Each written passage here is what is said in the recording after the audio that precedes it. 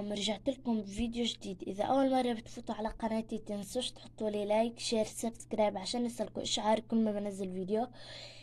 زي ما شفتوا بالعنوان، اليوم الفيديو راح اعطيكم اسماء لقطكم او لقطتكم، بتمنى يكونوا راح يعجبوكم وراح تسموا قطتكم او قطكم من هاي الاسماء.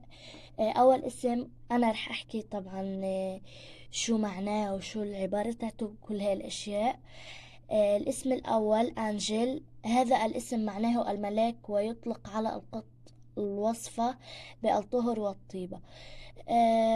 نيجي للاسم الثاني بيبي، يدل هذا الاسم على الطفولة والبراءة. بيلي هو من أسماء البشر الإنجليزية القديمة جدا، يدل على الشخص الذي يقوم بعملية تنظيف التوت. بانديت، يطلق هذا الاسم على القط الذي يقوم بأعمال تخريبية لوصفه بالطلحة والمجية. باكسيت يعني القط الطباخ.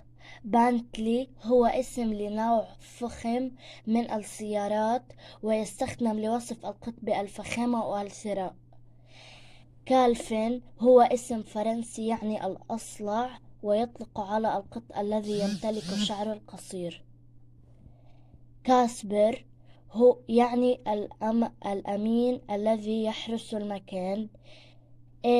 إلفيس يعني القط الحكيم الذي لديه خبرة في الحياة. طبعا هاي الأسماء، إذا بدكم أحكي لكم على أسماء قطط اللي هي تكون للذكور، اكتبوا لي تحت بصندوق الوصف.